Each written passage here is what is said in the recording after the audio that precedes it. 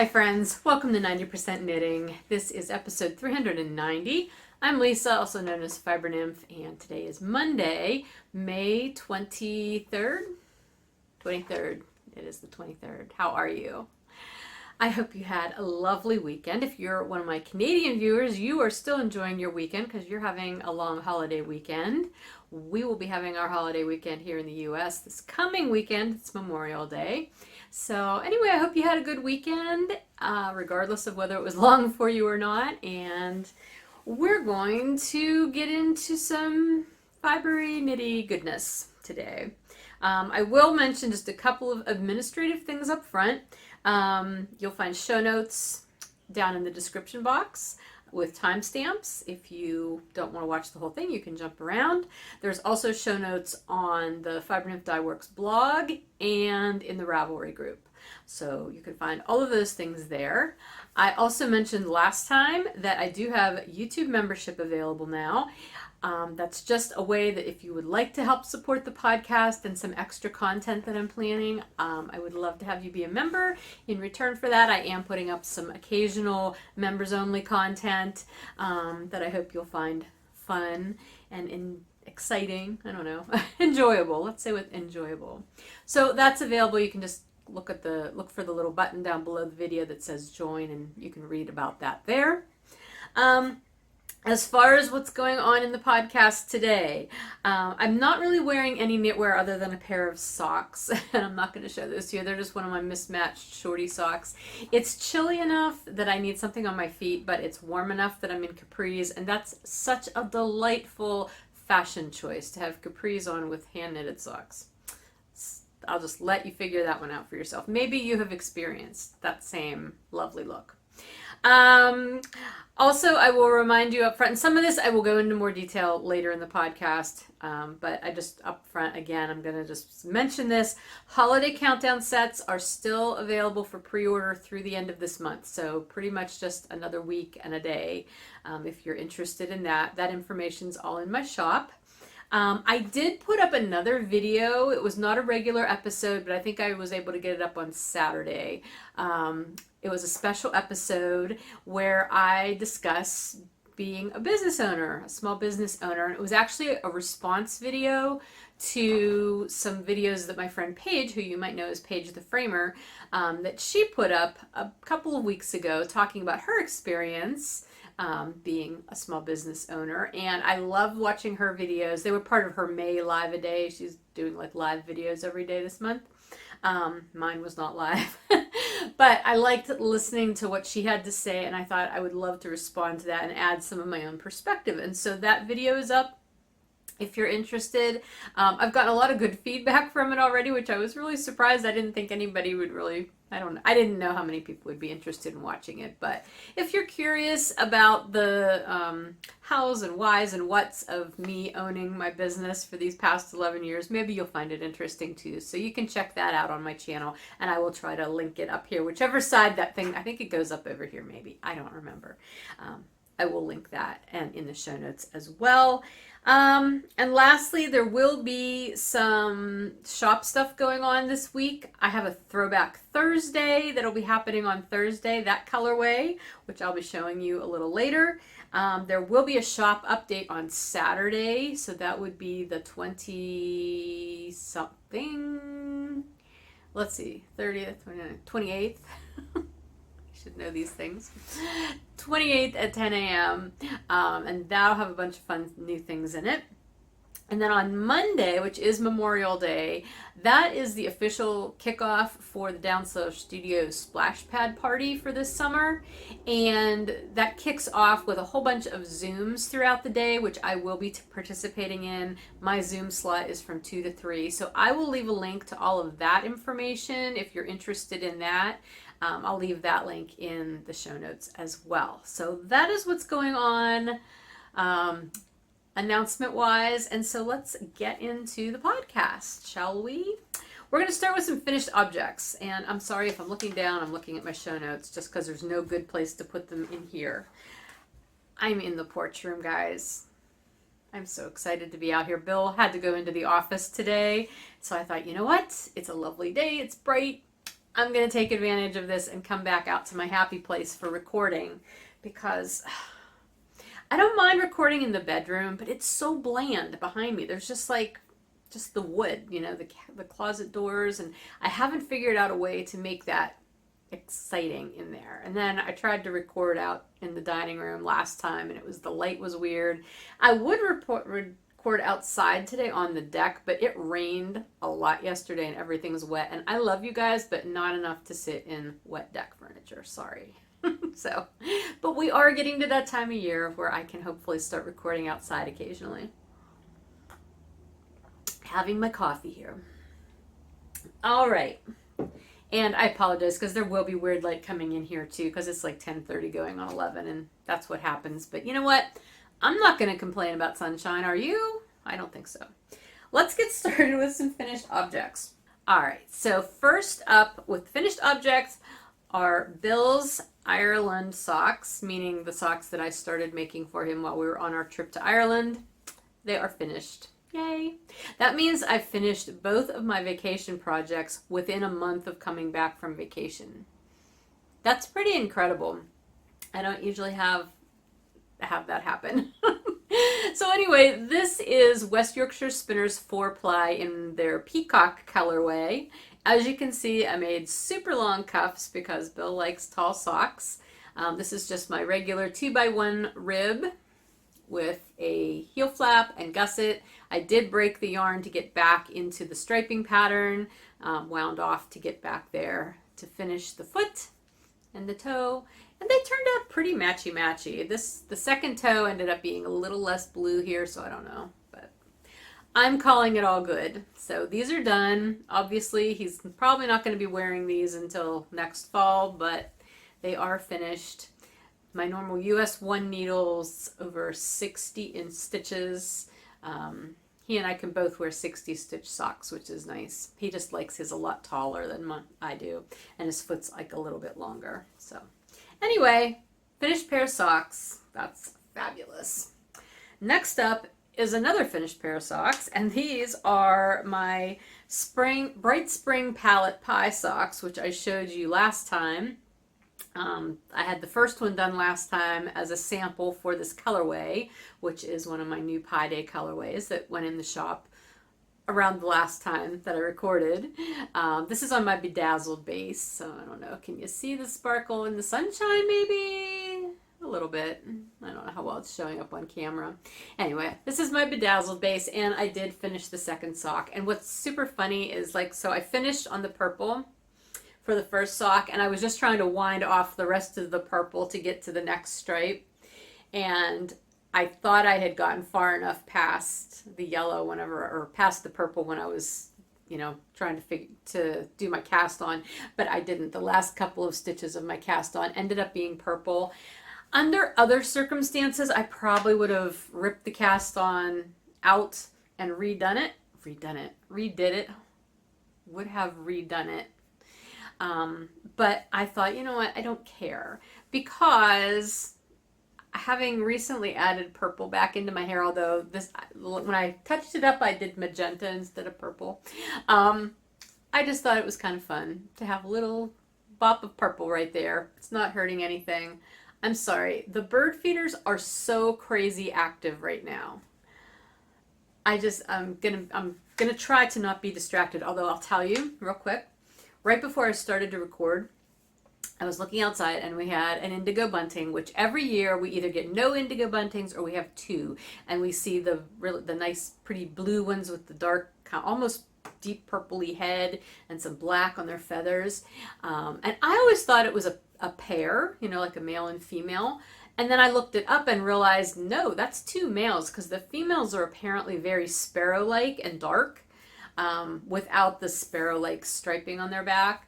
So I'm going to have to watch to see if we're getting females as well. I haven't noticed any that I could pick out as not being a sparrow, so I'm going to have to look for that. So anyway, as I was looking at the indigo bunting at the feeder, suddenly a pileated woodpecker lands on the other feeder, not the soot feeder, because we have two regular bird feeders and then a soot feeder.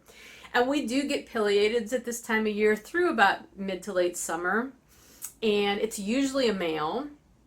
No, I take that back. It's not usually a male, that we do get females as well, but they're usually the really big ones. Like, I mean, pileated woodpeckers are huge, and they almost always go directly for the suet feeder. But this one had landed on the second regular feeder, but it was smaller.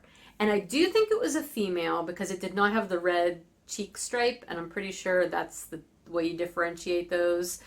They both have the red on the top, a little like red mohawk, but the females don't have the red cheek stripe. And it was almost like it didn't know what to do. Like, maybe it was young also, because it was significantly smaller than the other pileated we've been seeing lately. But wow, they're incredible birds. I'll try to put a picture of one in here if I can find one. I don't know if I have any from my own camera that I've taken. Anyway, they're amazing to see up close like that, right at the feeders.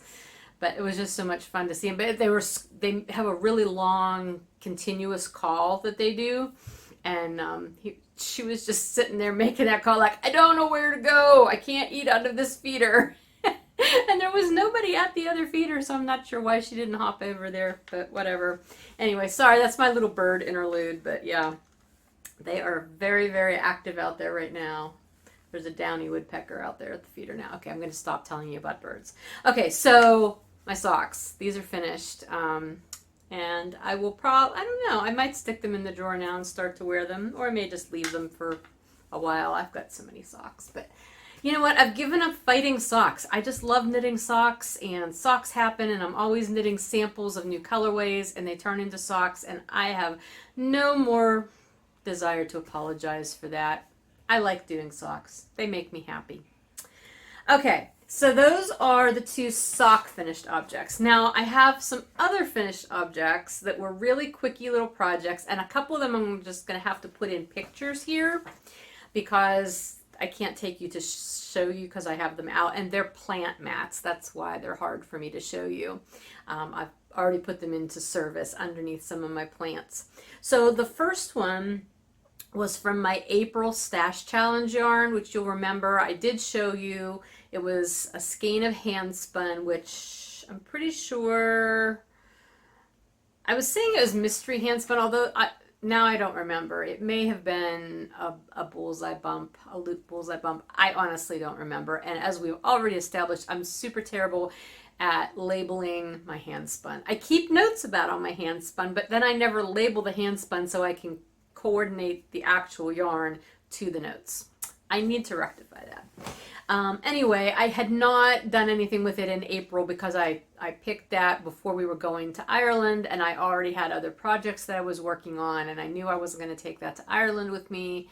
So I just let it sit, and I figured if I got a month behind, I wasn't super worried about it because if you'll remember, both those socks I just finished for Bill and that shawl that I did for myself in Ireland, that was all stash, so I did not feel bad about not using that personal stash yarn that I had in the bag, my little mystery bag.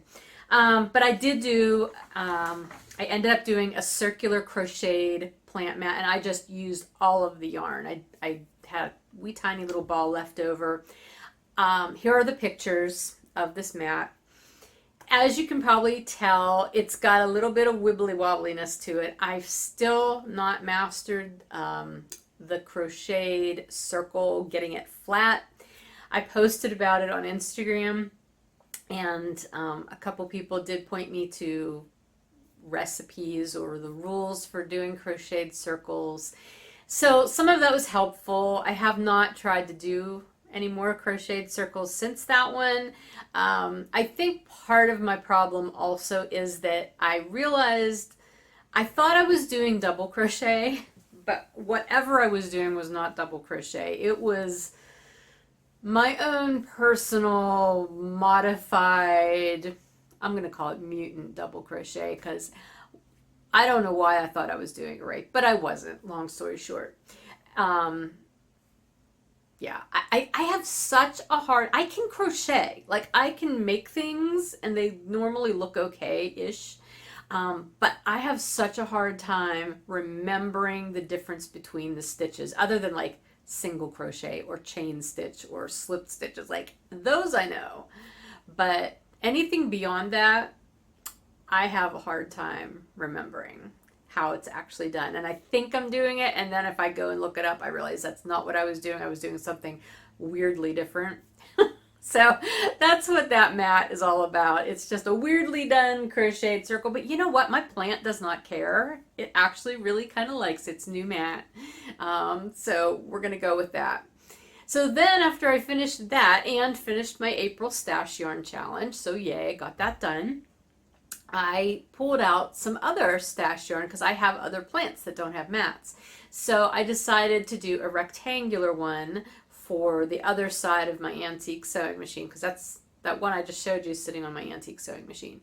So, and I already have a crocheted mat that's on the right hand side of my antique sewing machine, so I wanted to get one for the left hand side. So I pulled out this yarn that I will show you the mat here. This was some hand spun llama, which I got many years ago from a vendor who used to vend at the same shows I did. And I had never spun llama, I'd never knit with llama. I thought, oh, this could be fun. And it was a really nice fiber to work with. I didn't have a problem with the fiber. It felt really weird to me. It felt like it was still had grease in it or something. But as far as I know, llama does not have like lanolin or the same grease that sheep's wool has. Apparently llama fiber tends to just be kind of dusty because they roll a lot, as what I read. And it was definitely a dirty fiber, even though it was dyed and obviously had been, you know, rinsed and everything in that process. I remember as I was spinning it, my fingers were getting very dirty, like almost like a black greasy dirty. It was weird. And so, you know, I spun it and I soaked it and all that. And so I thought, oh, well, surely when I'm working with it, there probably shouldn't be any more dirt in it. I was still getting a dirty mark over my finger where I was tensioning the yarn as I was crocheting. That was bizarre. But I ended up using all of the yarn for that mat. It's actually a little longer than it needs to be. You can see it's sort of hanging over the edge of the sewing machine. Again, I don't care. It's serving a purpose, and I've used that yarn because that yarn was not anything that I was going to make something that I was going to wear out of it. With that dirtiness to it, nah. And it feels weird too. It almost feels greasy. I don't know. It was just such an odd fiber. But I made use of it, so that made me happy. And so since I was on a roll, I decided, okay, I'm going to pull out some other hand spun because I feel like crocheting mats like that is a really good use for hand spun that you don't otherwise know what to do with. So I pulled out, I have these two balls that were actually two different halves of the same skein of hand spun that was two Bullseye Bumps that I spun individually and then I plied together because they had similar blues and grays and neutral colors in them. And I had actually wound those balls up originally last year because I was going to try to do a hat with it, but there was not enough contrast for what I was trying to do. So I ripped it out, put it back in stash, and I decided, okay, how about a hexagon? Because I did all those little crocheted hexies, remember that? Like last year or the year before with those, yeah, I guess I did the hexies 2 years ago with Advent minis, and then I put it together in that long wrap. So I thought I could do hexies. Well, I'll tell you what, I started the hexie, and this is as far as I got with it. Now, okay, this is a mutant hexie. Just have to say. It does have 6 sides, so that's a hexagon, right? It's supposed to have 6 sides, or is it supposed to have 5 sides? Now I don't even know. Oh my gosh, I don't know. This is what I did. And then I got to this far, and I'm like, I'm so bored with this yarn. I was just not feeling this yarn. And it's not ugly yarn. It's just, I wasn't feeling that blue. So I just went around and put an edge on it. I crocheted, you know, a single crochet edge around it. So I'm calling this the Mutant Starfish because it's only got 6 legs instead of 8 mat. And this is also going to go under a plant, but I figured since I hadn't put it under there yet, I would just bring it in. So I think I've got plant mats out of my system for the time being. But at least I used up some stash, and I used up stash hand spun on top of that, which is always awesome. So I can't complain. Other than that, speaking of hand spun, and I'm sorry I keep playing with my nose, but it's really itchy today. I don't know why that happens when I'm recording. I did finally wind that interminable bullseye bump that I spun off the bobbin. You saw it on the bobbin last time. This was, the colorway was freshly squeezed. I can't remember what the fiber is. It has no sparkle in it though. I think it was just a single wool. I don't know. Anyway, it's done. I rinsed it. Before I soaked it, I had almost 1,000 yards of a single. I did not ply it. It's just the singles. It might still be a little bit damp because I just soaked it yesterday. I should hang it back up for a while. Anyway, you know, in the skein, it doesn't look like it should have been that painful because it does have that pretty yellow, but that was at the very end. And the inside was this gray. But inside the gray and the yellow was all this stuff. So even this one isn't too bad. Like this is sort of a coffee with a whole lot of cream color. But then you move into this color that seriously just looks fleshy, like a pasty Caucasian. That's what it looks like. And I can say that because I'm not totally pasty. I have been out in the sun. But anyway, you know what I mean. It was just, it felt like it took forever. I've told you that. But anyway, it's done now. And I don't know what I'm going to do with it. It's going to sit and stash for a while till I get over the trauma of having spun it forever. And I think what I'm going to do though, whenever I do knit with it, I'll probably hold it double with some other yarn, possibly a mohair, who knows. But it was funny, as I was winding it off the bobbin onto my knitting knotty, I thought, you know, the spinning actually wasn't as bad as it felt like it was as I was spinning it. I felt like I was getting it very uneven. It's actually not. It's pretty even. It was just really hard to draft in places because I think it was somewhat felted from maybe being smashed into my stash for so long. I don't know. It turned out way better than I was feeling like it was turning out when I was spinning it. So I guess that's a plus. Yeah, but I have no idea what it'll be. Now that it's been soaked, it's probably closer to about 800 yards if I had to guess. I haven't recalculated it, but whatever. It's a good bit of yardage. So someday it will become something awesome, or it'll become like a giant plant mat. No, it won't. That would be absolutely crazy. Anyway, yeah, so that is my finished spinning. I have not put anything else on the wheel because I just haven't. I decided to weave instead, and I'm going to talk about that in just a few minutes, but I'm going to finish with the knitting first. Although, I'm trying to think, why did I jump to spinning if I wasn't done with the knitting? Because that was a finished object, that's why. All right, so now we're going to get into the whips. And my first whip is so close to being a finished object. It is my Simple Stripes Pullover. I am 3 stripes away from being finished with this, and I did actually finish the sleeves. I'm going to actually pop some pictures in here, or a picture of me trying it on last week one day before I finished the sleeves. And the body's obviously not done. I was just trying to get a sense of how much further I wanted to go with it. And at that point, I realized that I needed to finish the stripe that I was on. I was on the gray stripe at the time. So I was halfway through there. I thought, I'm going to finish the gray stripe. I'm going to do one more stripe. Actually, for the sleeves, I was doing 2 more straight, like not straight, but like 2 more stripes before starting the cuffs, the ribbed cuffs. So that's what I did. As you can see, I've got all of my little dangly markers in there. But anyway, I was going to just do, jumping around, sorry. I needed to finish this much more and that much more on the body. As you know from what I've told you before, I was working on this concurrently. After a point, I decided to do the sleeves at the same time as the body. So I would do a sleeve, stripe, and then I'd do that stripe in the body, then I'd go to the second sleeve, do that stripe, and then do the next stripe in that one, and back and forth. That's how I was doing it until after I tried it on. I decided I was close enough. I was just going to finish the sleeves. So both sleeves are done, And now I just have to finish the body. And I finished the gray stripe on the body. And well, I did that before I did the sleeves. And so now I have the blue stripe that I am done with. And so now I'm going to do the gold or orange, brown, and gold.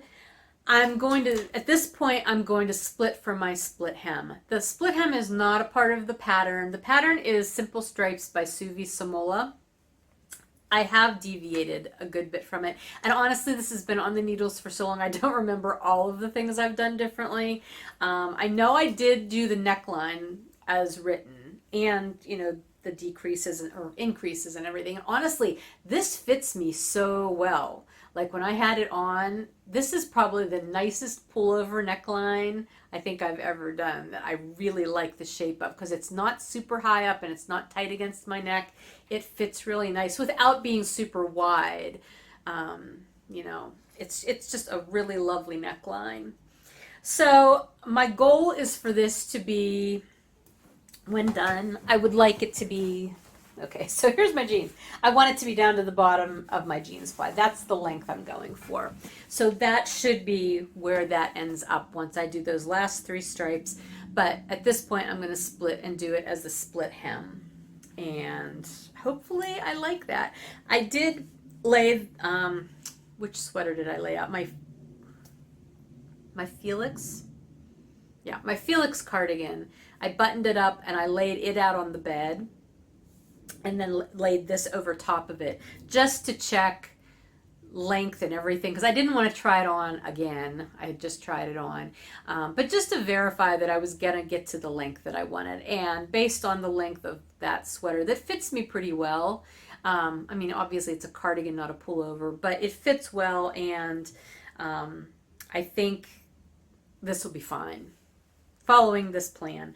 I do believe I did the sleeve decreases differently. I know I did, because I decreased all the way down until right before I started doing the ribbing. In fact, I have I think there's one more decrease that I didn't bother putting a marker on. So I had a total of 14 decreases from the very start of the sleeves on down. Now the pattern I think had me decreasing once every 8 rounds, and I did do that for a while, and then I started doing them faster. I did them after every 5th round, because I knew I wanted them to be narrower than they were going to end up. And honestly, I have slipped my arm into this sleeve, and it is a much roomier sleeve than I typically like, but the cuff is fine. Like the cuff is tight enough, it won't bother me. Like they won't be slipping down over my hands.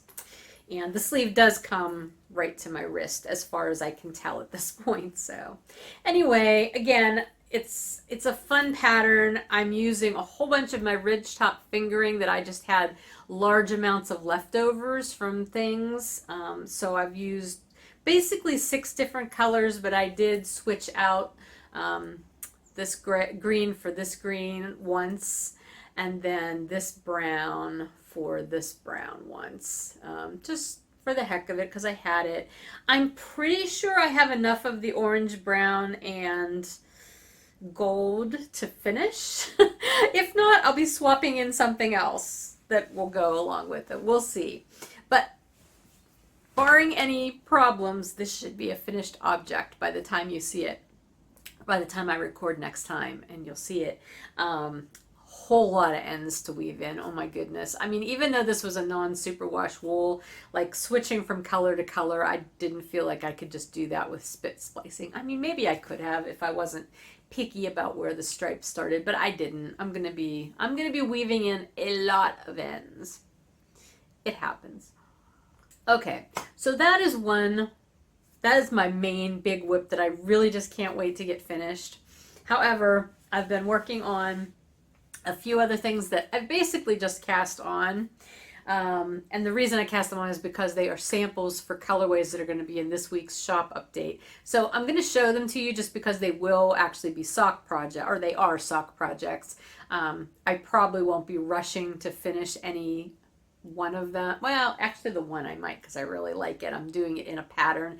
I don't usually do that for my samples. I usually just knit, either stockinette, or more recently I've been doing the ribbing, but I really wanted to do this one in a pattern. So let me get these.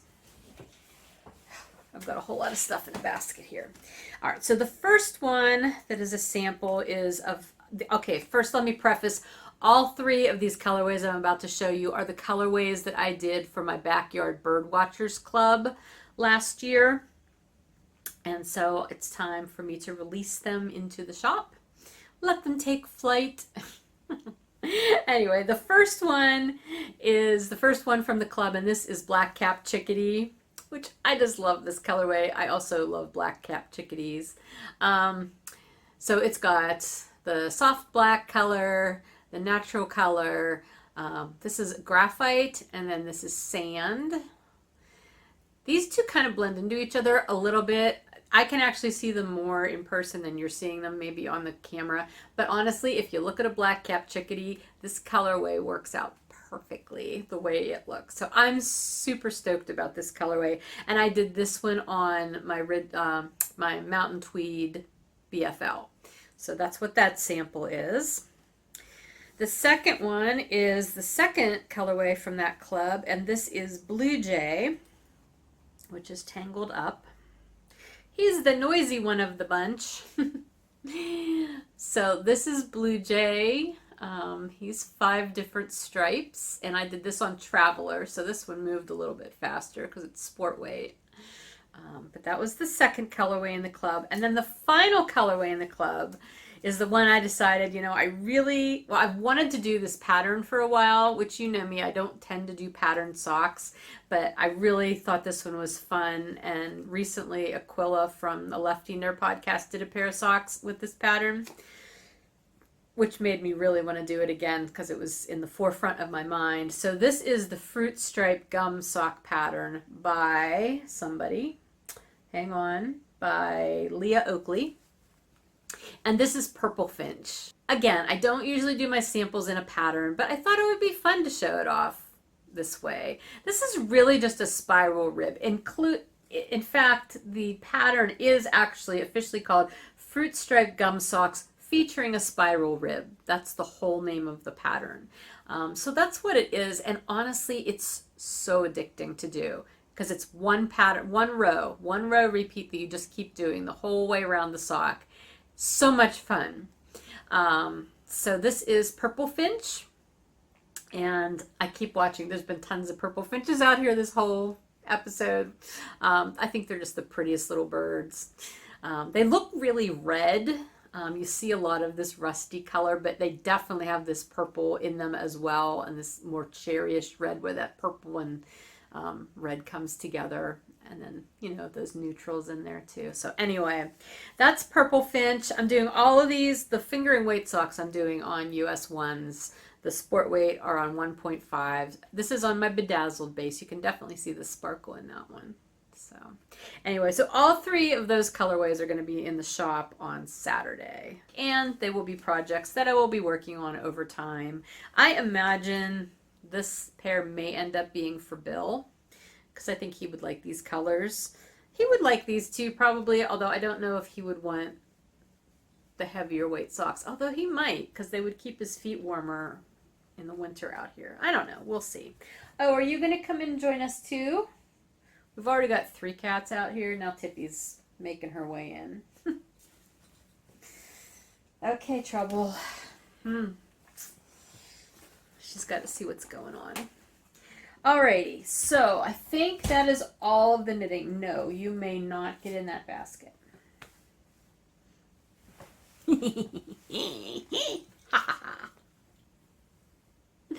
Oh, look at the baby. The baby who's not a baby anymore. Oh, now there's a goldfinch pair out there. Oh, I need to do a goldfinch colorway. Anyway. Say hi, Tippy. See, I'm such a bad kitty. Troublemaker. I'm a troublemaker. She's a good kitty. All right, so that is all of the knitting.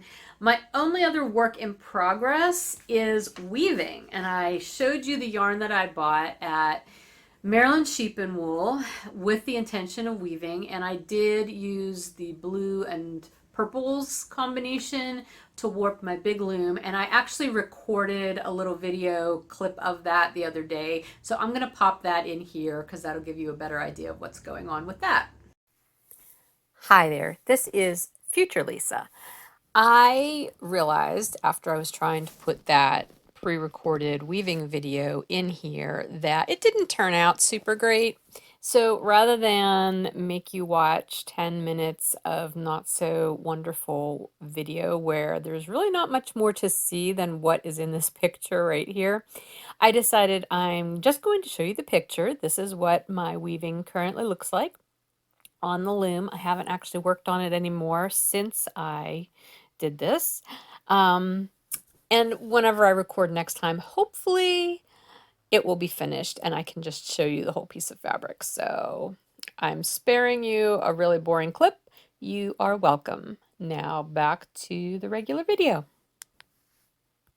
Yeah, I mean, I'm really happy with the way the fabric's turning out. I'm not 100% happy with the way I managed my colors, but I think it'll be okay because I do have some plans to try to do some things with it. I think I'm going to try to do some needlework on it, maybe. I don't know. We'll see. We'll see what ends up happening with that. But it's given me a better idea of how I'm going to handle my leftovers with that, as well as what I'm going to do with the other color set that I bought, the orangey set. So we'll see how that goes. Although I had an idea for another weaving project over the weekend. Bill and I went to a car show, just a local little thing in a parking lot. But there was upholstery in this one car. And I don't know why this sparked this idea. It was just a black and white houndstooth, so it wasn't anything spectacular. I mean, I have done black and gray houndstooth. I've woven that, and that's fine. But I had this idea to do like a modified houndstooth that I really, really want to try. So that may be the next thing that I weave. Although I will have to, yeah, I don't know. I'm going to have to think about that because it would have to be with specific colors. I don't know.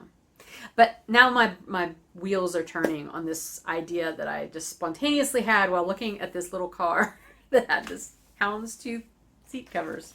Anyway, all right, so that's weaving. Upcoming, I do have my May personal stash yarn challenge yarn to show you. Please do not get in that basket. Here, no, no, no. Isn't it a cute little bag? That's why I picked it. It was very springy. No, you cannot get in there. And ironically, here we are again. It's more hand spun. It's so funny because whenever I was pulling the yarns out that I wanted Bill to put in these bags for my stash yarn challenge, 6 of the 12 months were going to be hand spun. And so now this is my 4th. Is this the 4th one? The 3rd or the 4th. I know it just feels like the last few months have all been hand spun. Baby, you cannot get in that basket. No. I do not know what yarn this is. I don't think that this was a Bullseye Bump because it is a 3-ply, but it's really marled in some places. So I kind of don't think it was a chain ply. I think this was probably an actual traditional 3-ply. I just don't know what yarn it was, and I cannot find, or what fiber it was, and I can't find any of my notes that line up with this as far as like yardage and weight and construction. So I don't know. It's definitely a mystery. I don't think it was a Bullseye Bump. I don't remember ever doing one that was these colors. So whatever, but I feel like I've got about 130-ish yards of probably a worsted weight, so we'll see what it becomes. It's too pretty to be a plant mat. It's not going to be a plant mat. I have to decide what I want to do with it, but I'm not in a hurry to do it. It may not happen until June, but that's okay because I did April this month. So that is my stash yarn challenge for myself next, coming up. Maybe it'll be a hat, although it's really, it's dense. Like I did spin it kind of densely, or maybe it just feels that way because it's all wound up in a hank real tight. I don't know. Anyway, so that will be upcoming at some point. I really need to catalog my hand spun, don't I? I thought about that. That should just be a project for me. I should go through all my hand spun and any of the ones that I can actually line up with all of my written hand spinning notes. I should tag those so that I know exactly what it is, because someday I probably won't remember it. Maybe I should do that with this now, right? Since I just spun this? Yes, I should. Lisa, you should do that. So that'll be something coming up. That'll be a challenge in and of itself. The other thing I am going to do this coming week, Andrea Mallory is having her 5th annual Spring Knit-Along Challenge, which I guess she does a spring one and a fall one. The fall is usually socks and the spring one is a hat. And I've never done any of them before. In fact, I didn't even know they happened. But since I've been watching her podcast, which if you don't watch it, I would recommend it. She's delightful. I really enjoy watching her, but she always answers a lot of questions about either specifically about some of her patterns, but often about things just knitting related in general. Occasionally spinning stuff too, because she started to spin. But anyway, she was talking about it in her last episode. So she does it over the long weekend. So I'm thinking maybe, I don't know if the fall one takes place over Labor Day or not, but whatever. The spring one is taking place this weekend over Memorial Day weekend. So it starts Thursday, runs through Monday, and the challenge is you're supposed to knit a hat within that period of time. And she always does a specific pattern. Now, I don't know if to take part in it, you have to do that pattern, or if you could do any of her patterns or any hat. I don't know. I don't know those details, but I'm going to do the pattern that she's using for this year's challenge, which is her Straya hat pattern. Now, she just came out with her Straya cardigan. Cardigan? Was it a cardigan? I don't know. It was a sweater, which I do not have on my radar. But this is the version of it. This is the hat version. It's what it looks like. So it's basically just, you're striping in different colors throughout with the background color, a main color. And it's fisherman's rib. So I think that's her other thing with the hat challenges anyway, is she tries to have a different technique that each one uses. Like one year it was brioche, one year it was color work, one year it was cables. Anyway, this year is fisherman's rib. And I'm going to do it. I'm going to try to get that done. I mean, getting a hat done in 4 days isn't super difficult. Now, I can't remember if this is fingering weight. Let's see. Do I have that page here? Fingering weight. So, yeah, fingering weight, I guess, can take a little bit longer. But I'm still going to give it a go. I haven't decided on my yarn yet, though. I have a bunch of Mountain Tweed minis, fingering weight minis, that I just keep on hand for my own knitting and designing ability to do use. So I may use some of those and then either use an undyed skein of Mountain Tweed for my main color, or I might pair it with an undyed skein of my Linnaeus, the yak colored. Because I would like to use stash, and technically the minis would be stash. The Linnaeus is business stash, but not actual stash. I don't know. I haven't decided yet. I could dye up Linnaeus minis, because I don't think I've ever knit a sample of anything out of my Linnaeus, and I like that base, and I'd like to use it more. So, but then, if I'm dyeing up minis, that's not using stash. I don't know. We'll see. You'll see next time what I decide to do. But that is an upcoming. I do want to do it, and now I've lost my show notes. Where did I put them? Oh my gosh. I didn't even move. Oh, here they are. They're under all those papers. Okay, so that's coming up. Ultra Punch. Remember I showed you that I had gotten this Ultra Punch tool at Maryland, and I got a little pattern kit, so it came with the little printed pattern on the fabric.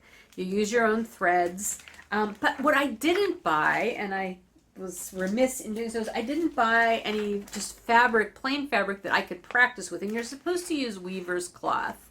That's what works best. I read about why. I don't remember the reasons, but I think it has to do with stretch or something. I don't know. So I ended up ordering a yard of weaver's cloth that I could use. I figured a yard's a lot, but I can use it for other projects too. But I got that, and I did order it from the same place that I bought this stuff at, Maryland Epicurean Boutique. She has an Etsy shop, so I just ordered it from there.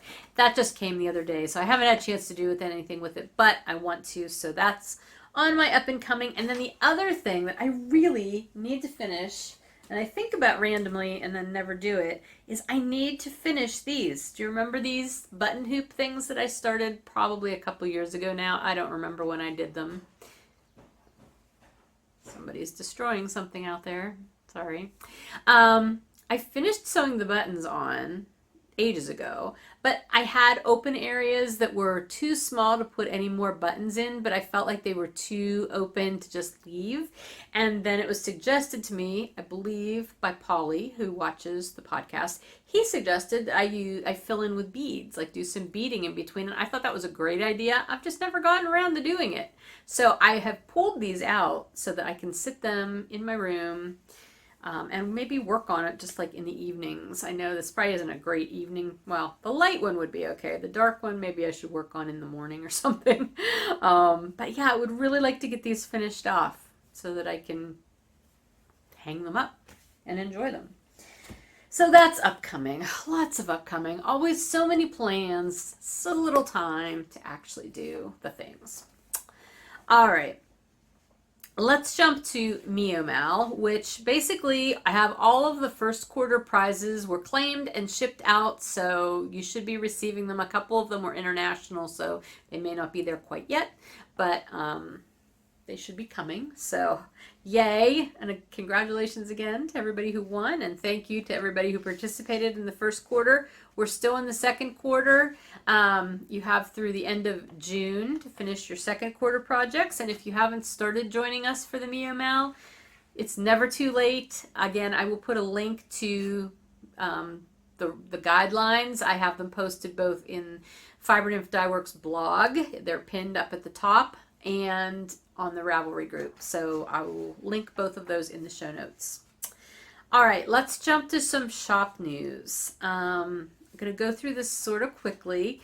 First of all, heads up again, the 2022 holiday countdown collections, those are still up for pre-order, but only through the end of May. So I will be closing the pre-order listing on June 1st. So you still have a little over a week if you're interested in doing that. Again, there's like 32 different options. You can get a whole collection. You can get a collection plus a day 25 item. You can do just day 25 items. Whatever you want to do, you can do them in any combination you'd like that I have available, obviously. Yeah. And I will also link that little preview video somewhere up here as well if you want to learn a little bit more about that. The theme is the art of contrast, so it's going to all be very contrasting colors from day to day to day. And I hope you'll join in because I think it's going to be a lot of fun. And it will include a pattern that I'm working on. I'm so excited about the pattern. Anyway, so that's one thing coming up. The splash pad party, as I said earlier, officially kicks off on Monday. My exclusive colorway is in the shop now, and that can be ordered on 5 different bases. I'm doing that as a dyed order, but they're getting shipped out within 2 to 3 weeks, so you'll have it in plenty of time to use it to participate in this year's splash pad event. There is one remaining kit, the bag, yarn, and stitch marker kit that I collaborated with Steph from Adorn It. It's the light colored bag. If you missed out on that so far, this is the last one that's left because Steph doesn't have any more kits in her shop. This is the last one. I'm actually kind of surprised that it's still there, but it is, so at least as of this recording. Now, maybe by the time it goes up, it won't be. I don't know. But you can check if you're interested, and you get bonus prize points if you use any of those items when you're working on your splash pad party projects. Jen gives you extra prize points. Gosh, why can't I get that word out? When you use exclusive items from the Pro Shop sponsors, which Steph and I both are. And I will again link to all of the Splash Pad Party information in the show notes as well. That's not my event. I just sponsor it, although I do take part in it as well. But Jen from Down Solar Studio does a fabulous job running that event every summer. So that's going on. And again, I will be doing a Zoom during the kickoff from 2 to 3 p.m. Eastern. I will link to that information. Jen's going to have one Zoom link for all of the Zooms to use all day. So that will be easy to access. And I hope you'll join in for the Zoom. I haven't decided if I'm going to do any specific topics or just kind of maybe a show and tell kind of thing. With new colorways. I don't know. I haven't decided. And I usually try to do like a little bit of trivia or some sort of something that I can give away some prizes. For Memorial Day weekend, I'm offering free shipping Thursday beginning at 5 p.m. Eastern all the way through all day Monday.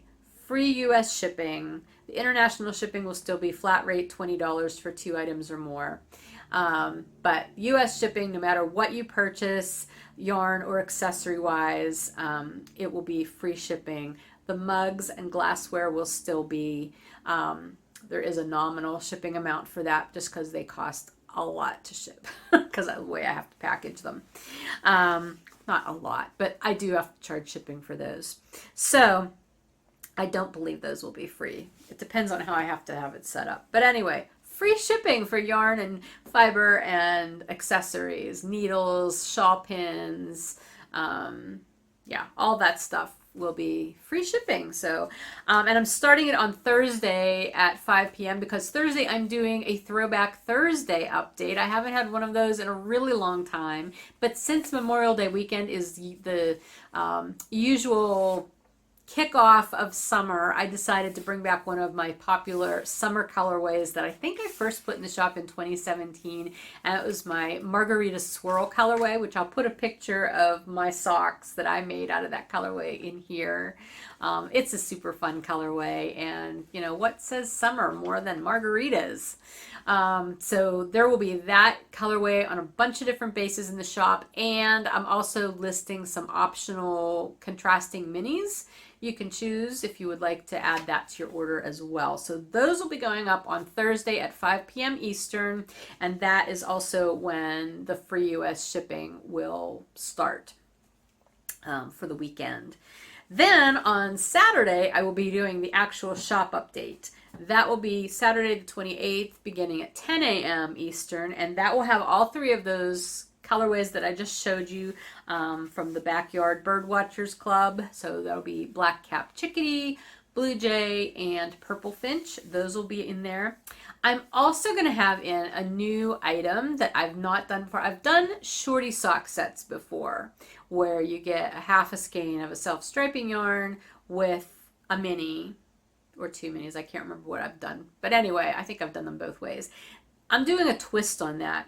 These are going to be stripy heels and toes Shortie sock sets. So you're going to be getting a half a skein of a semi-solid colorway and then a 25-gram skein of a self-striping colorway that goes with that semi-solid, so that you can do your heels and toes in the self-striping and have an otherwise semi-solid sock. I love that look, and I will have a sample sock knit up to show you. I don't have it done now. I don't actually, technically, I don't have it started because the yarn is not dry. Well, it probably is now, but anyway, it'll be up there in the shop so you can see it. I'm really excited about these. I wanted to do these for a while, but this is my first opportunity to do them. And I thought it would be just fun to kick off summer with a new Shortie sock set option for you. So you can look for those. I think I've got 12 different options that'll be going up at this point. And that is everything I can say for sure that will be in the shop. There may be some other things going up. Again, it all depends on what I can get done by Saturday and dry, because at this time of year, drying time is key. We've had so much rain lately, and our basement just stays cool and damp no matter how many fans I run. It just, everything takes longer. So that is the state of the studio. That's what's going on. And that leaves us with 10%. What is bringing me joy this week? And honestly, despite the fact that we've had some pretty good rain, I have to say the nice weather is just bringing me so much joy. It feels good. I love being outside in it. And I've been spending time in the garden. We have our garden completely planted. I have planters out on the deck. I will try. I don't know that I'll get footage in today because this is already running a little bit long, but I think maybe I'll do a special episode coming up in the next week or so and take you on a little bit of an early summer garden tour, or late spring, I guess, technically. But anyway, so yeah, I will do that. But we've been outside, garden's all planted. Bill and I have been working like fiends getting firewood split because I've talked about that before. He's had to cut down a lot of dead trees.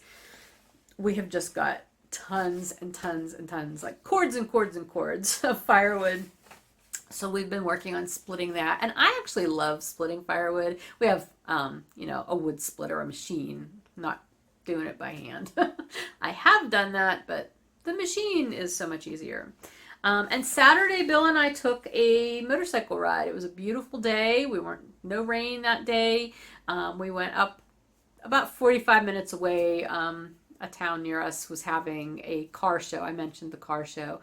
And so we rode up there and walked around the car show. And it was actually a fundraiser thing for their fire department. So, we put tickets in the raffle baskets. We actually won, I'll put a picture in, a basket full of snacks.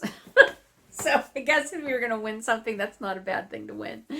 And since Bill had taken his one sidecar, his restored 1971 BMW R75R, I think that's what it is. I could be completely wrong on that.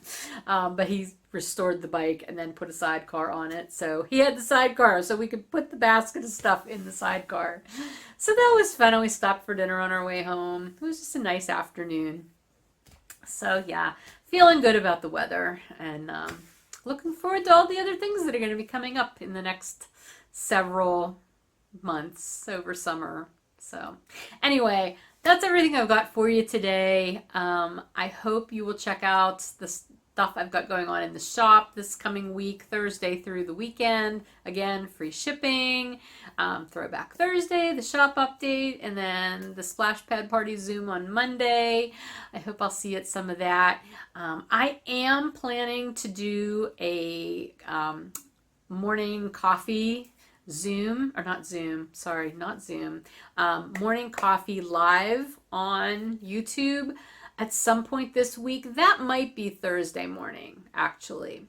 I know I can't do it Wednesday morning, and tomorrow's too soon. So I'm going to tentatively say Thursday, but I will post a message on YouTube. So if you follow me on YouTube, you'll see that. It should pop up in your feed letting you know when that'll be happening. I want to try it. I think it'll be fun. Probably won't be much longer than maybe a half hour, but just something we can get together and talk and maybe knit together for a little bit and have our coffee and get our day started. So I think that'll be fun. All right, that's everything going on. I will look forward to talking to you again in a couple of weeks, and that will be early June. So until then, have a wonderful Memorial Day weekend. If you're here in the U.S., be safe, and I'll talk to you again soon. Love you guys. Bye.